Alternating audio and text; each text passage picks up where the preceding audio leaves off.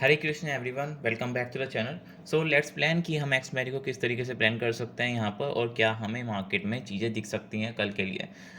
अगर आज का देखें मार्केट में, तो स्टिल वन साइड मोमेंटम हुआ है। अपर साइड में कोई मेजर पुल बैक नहीं है मार्केट में, बट मोमेंटम में कोई ज़्यादा इतनी स्पीड नहीं है। मार्केट में स्पाइक आ रहे हैं, बट ऐसा कोई मार्केट में मोमेंटम नहीं है जिसकी ब्याह पे अग्रेसिव बाइंग हो रही हो।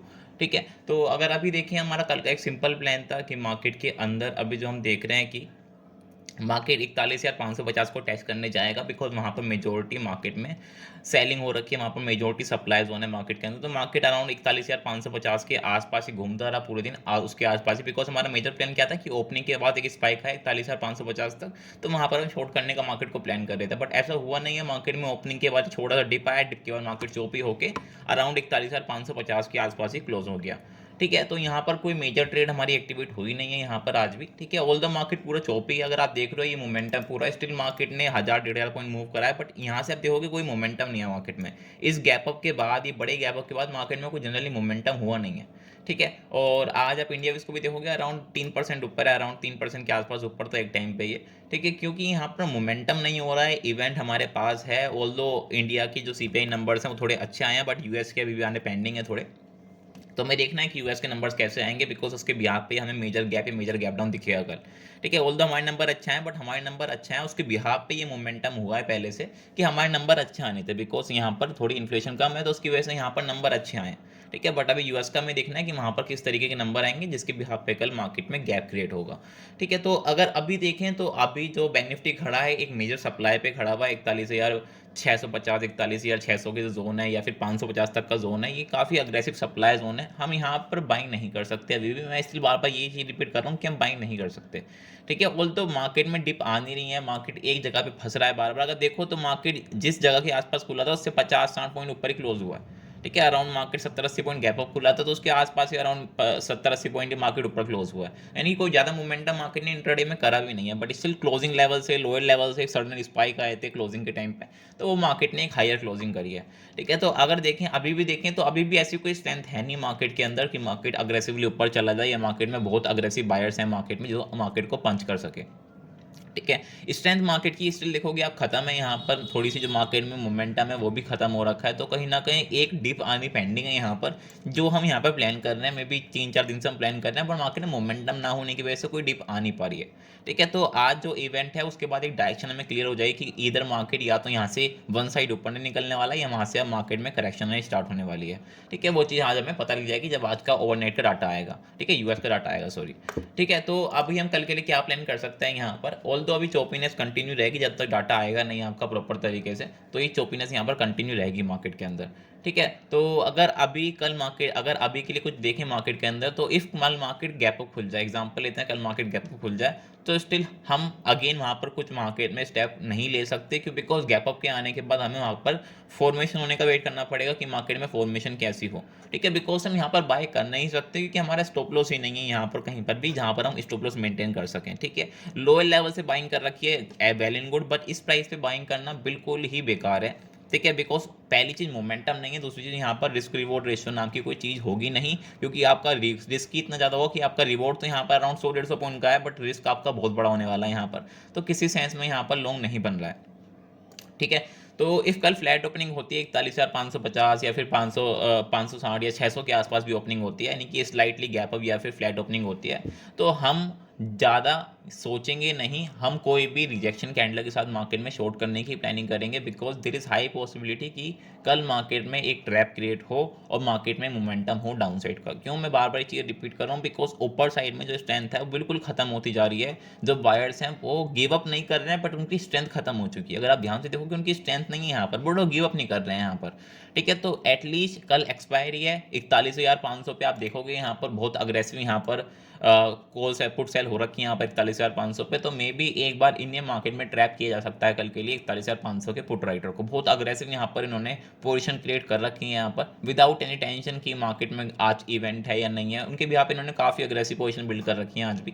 ठीक है, तो एक बार कल ये ट्रैप हो सकते हैं 41,500 के पुट राइटर्स, तो इन पे हमें फोकस करना है मेजोरिटी, बिकॉज आप देखोगे ऊपर साइड के राइटर को कहाँ पर ट्रैप करेगा मार्केट। ठीक है, आप ध्यान से देखो 41,600 पे भी गिने चुने लोग हैं, 41,700 पे भी गिने चुने लोग हैं। अब ऐसा नहीं कि मार्केट डायरेक्ट 42,000 पहुंच जाएगा। ठीक है, तो 41,500 के पुट राइटर को ही हम आप टारगेट कर सकते हैं, बिकॉज मेजोरिटी लोग यहीं पर बैठे हुए हैं। यहाँ पर आगे पे कॉल राइटर है ही नहीं मार्केट के अंदर, तो मार्केट ट्रैप किसे करेगा? ठीक है, जब ऊपर साइड कॉल राइटर है ही नहीं इतने मार्केट में, आप ध्यान से देखो कितने कॉल राइटर होंगे, गिने चुने कॉल राइटर है मार्केट में आगे, तो मार्केट ट्रैप नहीं कर पाएगा ऊपर साइड के राइटर्स को। एक बार पुट राइटर ट्रैप हो सकते हैं कल, जिसमें हमें फोकस करना है हमें। ठीक है, तो 41,500 के पुट राइटर को कल हम फोकस में रखेंगे, जिसे हम यहाँ पर देख सकते हैं कि एक बार ट्रैप हो बोलो। ठीक है, तो अगर कल फ्लैट ओपनिंग होती है, मार्केट स्लाइटली गैप अप खुलता है अराउंड 41,600 के आसपास, तो हम रिजेक्शन कैंडल वेट करके या फिर इनसाइड कैंडल का वेट करके मार्केट में हम शॉर्ट करने की प्लानिंग करेंगे। यानी कि रिजेक्शन कैंडल मिले या फिर कोई इनसाइड कैंडल मिले, तो फिर हम उसकी बिहाफ पे शॉर्ट करेंगे। वही हमारा जनरल एसएल रख के, यानी कि 50-60 मिनट का एसएल मेंटेन करके 1:1:3 के लिए हम प्लान करेंगे।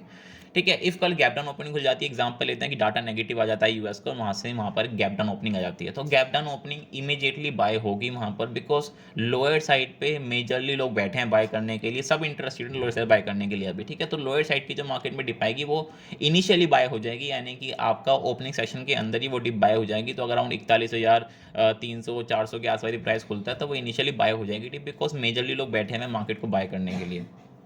ठीक है, अगर कोई मेजर गैप अप खुल जाता है 41,600 के ऊपर या 700 के ऊपर भी गैप अप खुल जाता है, तो फिर हमें फ्रेश मोमेंटम देखना पड़ेगा कि किस तरीके से वहाँ पर फॉर्मेशन हो रही है। ठीक है, तो यही मेरे मोमेंटम है बैंक निफ्टी का। अगर निफ्टी को देखें एक बार, तो निफ्टी में भी अगर निफ्टी को थोड़ा सा डेली टाइम फ्रेम पे देखें, तो निफ्टी ने एक अच्छा खासा ब्रेकआउट कराया अभी यहाँ पर।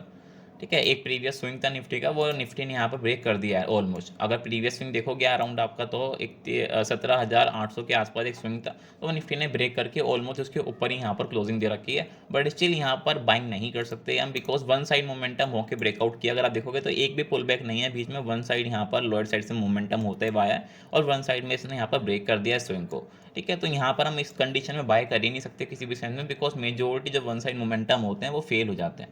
ठीक है, तो हमें यहाँ पर स्टिल वेट करना है कि किस तरीके से कल ओपनिंग होती है। ठीक है, तो थोड़े छोटे टाइम फ्रेम पे चलते हैं समझने के लिए।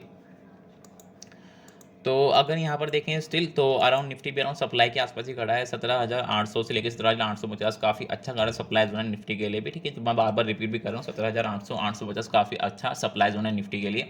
तो इसके आसपास ही हमें देखना है कि निफ्टी को यहाँ पर बिहेवियर किस तरीके से है। अगर निफ्टी में कल फ्लैट ओपनिंग आती है, फिर स्लाइटली गैप अप होता है, तो हमें वहाँ पर सेल ही करना है, वहाँ पर कोई सेंस नहीं है मार्केट को लॉन्ग करने का। ठीक है, मुझे पर्सनली नहीं लगता मार्केट को सेंस यहाँ पर कोई लॉन्ग करने का। ठीक है, और इधर आपको यहाँ पर क्लियर दिख भी रहा कि यहाँ पर इंट्राडे के अंदर गैप क्रिएट हो रखा है। इंट्राडे के अंदर यहाँ पर अराउंड 17,770 के आसपास एक गैप क्रिएट हो रखा है। तो ये ऑलमोस्ट आपको पता है जब ये गैप क्रिएट होते हैं तो क्या होता है।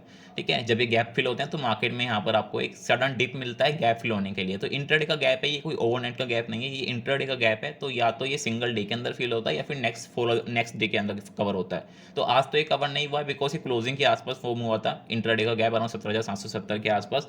तो कल इफ मार्केट में फ्लैट ओपनिंग आती है या फिर स्लाइटली गैप अप आता है, एग्जांपल लो 17,830 के आसपास आए, 840 के आसपास आ जाए, तो फिर वहाँ पर हम कोई भी रिजेक्शन कैंडल के साथ मार्केट को शॉर्ट ही करेंगे। लॉन्ग करने का कोई मतलब है नहीं यहाँ पर मार्केट को अभी।